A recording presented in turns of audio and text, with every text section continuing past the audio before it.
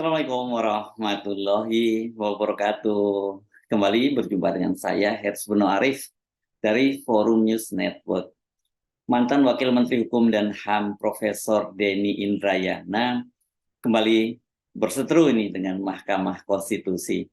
Kalau sebelumnya Mahkamah Konstitusi itu melaporkan Denny Indrayana kepada dua lembaga organisasi advokat di Indonesia dan Australia dalam kasus dugaan putusan Mahkamah Konstitusi dalam perkara gugatan judicial review Undang-Undang Pemilu yang mengatur norma sistem proporsional terbuka kembali menjadi tertutup. Kini giliran Denny Indrayana yang melaporkan Ketua Mahkamah Konstitusi Anwar Usman dalam dugaan pelanggaran kode etik karena tidak mundur sebagai majelis hakim Mahkamah Konstitusi yang menangani perkara gugatan judicial review soal batas usia calon presiden dan calon wakil presiden.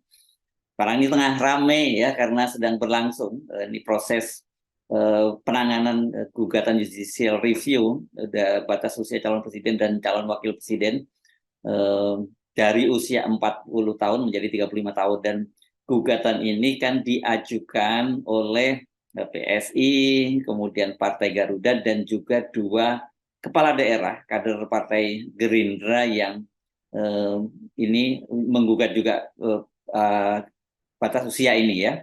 Ada dua orang kepala daerah kader Gerindra ini yang menggugat, yakni satu Wali Kota Bukit Tinggi, Sumatera Barat, dan satunya lagi adalah Wakil Bupati Lampung Selatan di Lampung. Kasus ini atau gugatan ini diduga ini adalah merupakan upaya dari mereka-mereka ini, dari kekuatan politik ini untuk menggolkan agar Gibran Rakabuming, putra sulung dari Presiden Jokowi itu bisa maju menjadi calon wakil presiden pada Pilpres 2024 mendampingi Prabowo Subianto. Dan kali ini dalam laporannya ini Denny Indrayana itu menuntut agar Anwar Usman mundur sebagai anggota majelis hakim karena adanya konflik of interest. Saya bacakan siaran persnya yang disampaikan hari ini ya. Ketua Mahkamah Konstitusi Anwar Usman harus mundur dari pemeriksaan perkara terkait syarat umur Capres-Cawapres. Hari ini, Minggu 27 Agustus 2023, saya selaku pelapor perseorangan secara resmi memasukkan laporan dugaan pelanggaran kode etik dan perilaku hakim konstitusi terhadap saudara Anwar Usman yang juga adalah Ketua Mahkamah Konstitusi. Laporan ini saya masukkan secara online di website Mahkamah Konstitusi RI besok hari Senin. Laporan juga akan disampaikan secara langsung dalam kurung hard copy ke Mahkamah Konstitusi.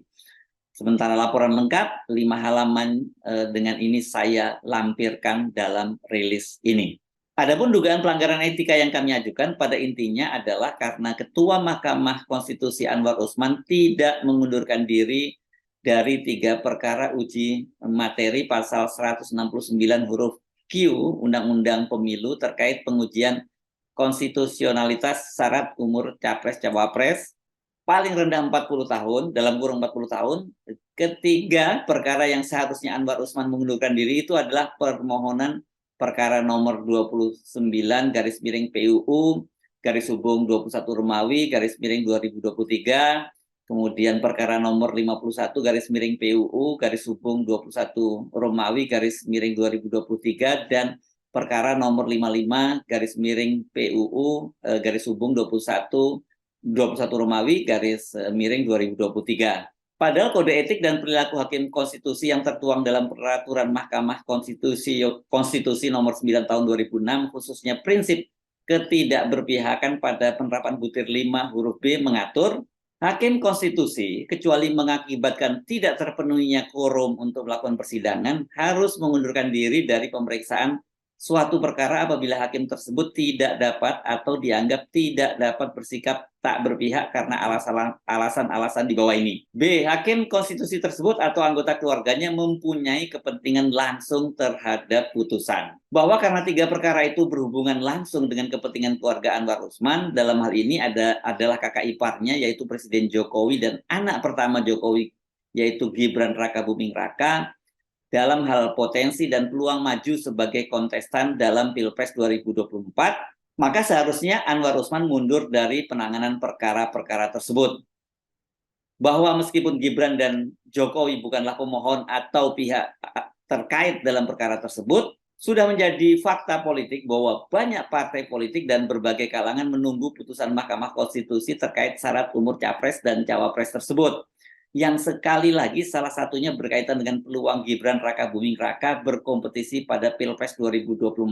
Serta meskipun putusan Mahkamah Konstitusi bersifat erga omnes, artinya berlaku untuk semua orang, namun dalam hal syarat umur capres-cawapres yang dapat maju sebagai pasangan calon dalam Pilpres tentu hanyalah sangat sedikit orang. Faktanya saat ini Gibran adalah figur dari sangat sedikit orang yang berkepentingan langsung dengan putusan Mahkamah Konstitusi tersebut. Karenanya Anwar Usman harus mundur dari memeriksa permohonan tersebut karena terkait langsung dengan kepentingan keluarganya yaitu Gibran dalam kurung dan Jokowi. Karena perkara pengujian syarat umur tersebut sedang berlangsung, pemeriksaan etik dimohonkan harus segera dilakukan untuk menghadirkan kepastian hukum serta menjamin kehormatan, kewibawaan, dan menjaga kemerdekaan kelembagaan Mahkamah Konstitusi. Saya selaku pelapor meminta agar Anwar Usman dinyatakan melanggar kode etik dan perilaku hakim konstitusi dan karenanya diputuskan harus mundur dari perkara-perkara uji syarat umur capres-cawapres tersebut atau diputuskan melakukan pelanggaran etika berat dan diberhentikan sebagai hakim konstitusi atau minimal sebagai ketua Mahkamah Konstitusi.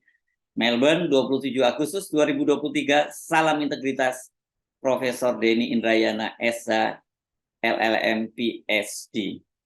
Wah, ini bakal seru ya. Memang sekarang ini Denny Indrayana tidak salah, karena dalam beberapa pekan terakhir ini, spekulasi kemungkinan Gibran itu akan maju sebagai calon wakil presiden pendamping dari Prabowo Subianto itu sudah semakin santer ya. Ini tinggal menunggu keputusan Mahkamah Konstitusi, apakah gugatan itu dikabulkan atau tidak. Kan kita tahu ini yang disebut-sebut bahwa kalau itu dikabulkan maka Gibran akan menjadi calon wakil presiden dari Prabowo Subianto. Tetapi seperti kita tahu juga Puan Maharani, ketua DPP Partai Demokrasi Indonesia Perjuangan, juga menyatakan bahwa terbuka peluang bagi Gibran jika Mahkamah Konstitusi mengabulkan gugatan itu, dia bisa menjadi calon wakil presiden dari Ganjar Pranowo. Tapi kelihatannya kalau kita lihat ini tanda-tandanya Gibran itu akan lebih cenderung bergabung atau kemungkinan besar bergabung dengan Prabowo Subianto dan diakui oleh salah satu elit dari Partai Gerindra yakni Fadlizon bahwa nama Gibran itu memang masuk dalam satu daftar calon wakil presiden yang akan digandeng oleh Prabowo Subianto. Apalagi kalau kita lihat sekarang sudah mulai bermunculan lembaga-lembaga survei yang menyebutkan bahwa Gibran ini, elektabilitas Gibran dan popularitas dan elektabilitas Gibran sebagai calon wakil presiden ini sekarang termasuk dalam, sudah sangat tinggi gitu ya, dalam list yang sudah sangat tinggi. Dan dalam beberapa hari terakhir ini sudah mulai bermunculan deklarasi oleh relawan yang mendukung agar Gibran itu menjadi calon wakil presiden dari Prabowo Subianto. Sebelumnya ini Projo, yakni organisasi relawan Pro Jokowi di beberapa daerah dalam musdanya itu sudah menyatakan mendukung agar Gibran itu maju sebagai calon wakil presiden berdampingan dengan Prabowo Subianto. Yang pertama kali menyatakan itu adalah DPD Projo Banten, seingat saya ya. Kemudian NTT juga menyatakan begitu. Nah, baliho-baliho dari Gibran yang berpasangan dengan Prabowo Subianto itu sudah mulai bermunculan. Di Labuan Bajo itu malah ada baliho yang sangat besar, itu memasangkan Prabowo dengan dengan Gibran Rakabuming.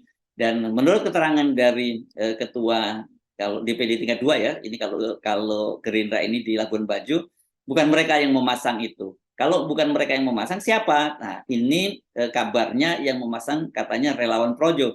Tetapi Projo Pusat ini menyatakan bahwa mereka masih belum dapat laporan itu, mereka masih akan mengeceknya dulu. Nah, lepas dari siapa yang memasang ini, memasang baliho-baliho dari Gibran yang berpasangan dengan Prabowo Subianto ini, dan juga ada deklarasi-deklarasi terhadap Gibran tadi, ini sudah menunjukkan memang gerakan ini sudah terstruktur ya, sudah terencana, dan ini tinggal nunggu masif saja ini ya. Kalau TSM terstruktur terencana dan masif gitu ya, ini kelihatan sekali sudah terencana dan terstruktur dan tinggal menunggu masifnya saja. Dan saya kira nanti itu akan muncul bersamaan dengan keputusan dari Mahkamah Konstitusi. Kalau Mahkamah Konstitusi itu memutuskan untuk menerima gugatan itu, kendati itu tidak dinyatakan spesifik untuk Gibran, ya yang paling diuntungkan dengan keputusan itu adalah Gibran Rakabuming putra Pak Jokowi. Jadi masuk akal juga kalau kemudian ada tuntutan semacam itu ya, tuntutan dari Profesor Denny Indrayana agar Hakim Mahkamah Konstitusi yang juga sekaligus Ketua Mahkamah Konstitusi Anwar Usman itu mengundurkan diri, atau sementara ini tidak diterlibatkanlah dalam penanganan kasus ini. Kenapa? Karena ya agak sulit kita berharap Anwar Usman itu bersikap objektif kalau pencawapresan Gibran ini merupakan agenda politik dari Presiden Jokowi untuk terus cawe-cawe dan melanggengkan kekuasaannya. Saya Hirsun Arif dari Forum News Network. Sampai jumpa lagi. Wassalamualaikum warahmatullahi wabarakatuh.